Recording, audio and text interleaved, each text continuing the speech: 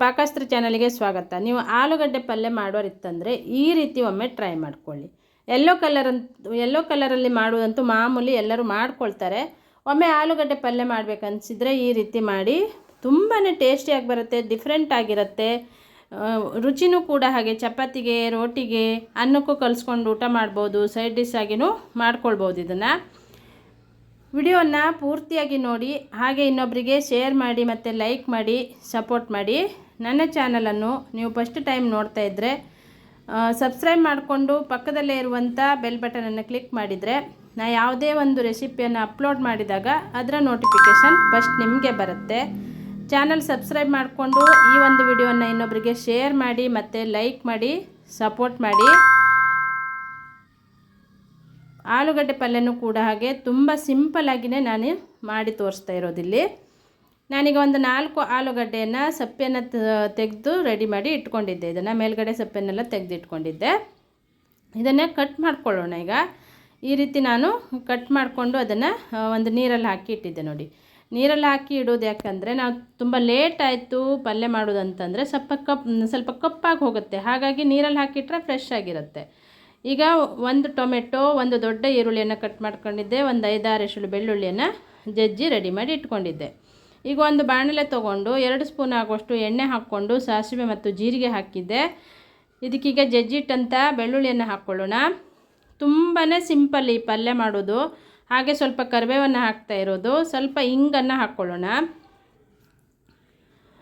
ಈಗ ಒಗ್ಗರಣೆ ಚೆನ್ನಾಗಿ ತಯಾರಾಗಿದೆ. ಒಗ್ಗರಣೆ ತಯಾರಾದ ನಂತರ ಈರುಳ್ಳಿ ಮತ್ತು ಟೊಮೆಟೊವನ್ನು ಹಾಕಿದ್ದೆ. ನೋಡಿ, ಇದನ್ನು ಕೂಡ ಫ್ರೈ ಮಾಡ್ಕೊಳ್ಬೇಕೀಗ. ಯೆಲ್ಲೋ ಕಲರಲ್ಲಿ ಮಾಮೂಲಿಯಾಗಿ ನಾವು ಪಲ್ಯ ಮಾಡಿರ್ತೀವಿ. ಒಮ್ಮೆ ಆಲೂಗಡ್ಡೆಯನ್ನು ಈ ರೀತಿ ಮಾಡಿ ನೀವು ನೋಡಿ, ತುಂಬಾ ಟೇಸ್ಟ್ ಕೊಡುತ್ತೆ ಇದು.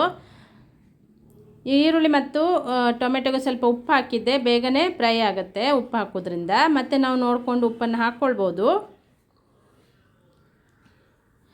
ಈಗ ಈರುಳ್ಳಿ ಮತ್ತು ಟೊಮೆಟೊ ಫ್ರೈ ಆದ ನಂತರ ಆಲೂಗಡ್ಡೆಯನ್ನು ಹಾಕ್ತಾ ಇದ್ದೆ. ನೋಡಿ, ಆಲೂಗಡ್ಡೆ ಹಾಕಿ ಇದನ್ನು ಚೆನ್ನಾಗಿ ಮಿಕ್ಸ್ ಮಾಡ್ಕೊಳ್ಬೇಕೀಗ.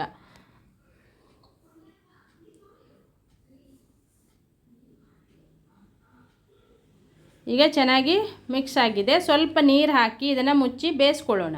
ಆಲೂಗಡ್ಡೆ ತುಂಬಾ ಬೇಗ ಬೇಯುತ್ತೆ, ತುಂಬ ಟೈಮೇನು ತಗೊಳ್ಳಲ್ಲ. ಒಂದು 2-3 ನಿಮಿಷ ಇದನ್ನು ಬೇಯಿಸ್ಕೊಂಡ್ರೆ ಆಯಿತು. ಇದನ್ನು ಈಗ ಮುಚ್ಚಿ ನಾನು ಬೇಯಿಸ್ಕೊಳ್ಳಿಕ್ಕೆ ರೆಡಿ ಮಾಡ್ತೇನೆ. ಅದನ್ನು ಸೈಡಲ್ಲಿ ಇಡ್ತೇನೆ, ಬೇಯಿಸ್ತಾ ಇರುತ್ತೆ. ಈಗ 1-2 ನಿಮಿಷ ಆದ ನಂತರ ನೋಡ್ತಾ ಇರೋದು ನೋಡಿ, ಆಲೂಗಡ್ಡೆ ಬೆಂದಿದೆ. ಆಲೂಗಡ್ಡೆ ಏನು ಟೈಮ್ ತಗೊಳ್ಳಲ್ಲ, ಬೆಂದುಬಿಡುತ್ತೆ ತಕ್ಷಣಕ್ಕೆ. ಒಂದು 2-3 ನಿಮಿಷ ಬೇಯಿಸ್ಕೊಂಡು ಅದು ಬೆಂದಿದೆ. ಈಗ ಇದಕ್ಕೆ ಮೇಲ್ಗಡೆ ನಾನು ಒಂದು 2 ಸ್ಪೂನ್ ಆಗುವಷ್ಟು ಹಸಿ ತೆಂಗಿನಕಾಯಿ ತುರಿಯನ್ನು ಹಾಕ್ತಾ ಇರೋದು. ಹಸಿ ತೆಂಗಿನಕಾಯಿ ತುರಿ ಹಾಕಿ ಅದನ್ನು ಚೆನ್ನಾಗಿ ಮಿಕ್ಸ್ ಮಾಡ್ಕೊಳ್ಳೋಣ. ನಿಮ್ಮ ತೆಂಗಿನಕಾಯಿ ತುರಿ ಬೇಕನ್ಸಿದ್ರೆ ಹಾಕ್ಕೊಳ್ಬೋದು. ಒಬ್ಬೊಬ್ರಿಗೆ ಇಷ್ಟನೂ ಇಲ್ಲ ಅಂತಂದರೆ ಅದನ್ನು ಹಾಕಿಲ್ಲ ಅಂದ್ರೂ ಆಗುತ್ತೆ. ತೆಂಗಿನಕಾಯಿ ತುರಿ ಹಾಕಿ ಮಾಡೋದ್ರಿಂದನೂ ತುಂಬಾ ಟೇಸ್ಟು ಕೂಡ ಒಂದು ಡಿಫ್ರೆಂಟ್ ಆಗಿರುತ್ತೆ.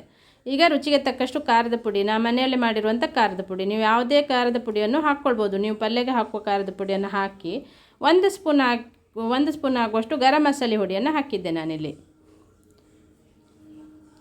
ಈಗ ಎಲ್ಲವನ್ನು ಚೆನ್ನಾಗಿ ಮಿಕ್ಸ್ ಮಾಡಿಬಿಟ್ಟು ಇದನ್ನು ಮತ್ತೆ 1 ನಿಮಿಷ ಬೇಯಿಸ್ಕೊಳ್ಳೋಣ. ಚೆನ್ನಾಗಿ ಉಪ್ಪು ಖಾರ ಎಲ್ಲ ಹೀರ್ಕೊಂಡು ಪಲ್ಯ ರೆಡಿ ಆಗುತ್ತೆ.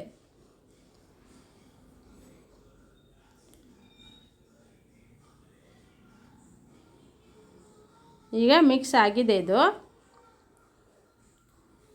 ಇದನ್ನು ಮತ್ತೆ ನಾನು ಇದನ್ನು 1 ನಿಮಿಷ ಆಗುವಷ್ಟು ಇದನ್ನು ಚೆನ್ನಾಗಿ ಅದನ್ನು ಬೇಯಿಸ್ಕೊಳ್ಬೇಕು. ಎಲ್ಲವನ್ನು ಚೆನ್ನಾಗಿ ಹೀರ್ಕೊಳ್ಳುವ ಹಾಗೆ ಉಪ್ಪು ಖಾರ ಎಲ್ಲ ಹೀರ್ಕೊಂಡು ಪಲ್ಯನೂ ಕೂಡ ರೆಡಿಯಾಗಿಬಿಡತ್ತೆ. ನೋಡಿ,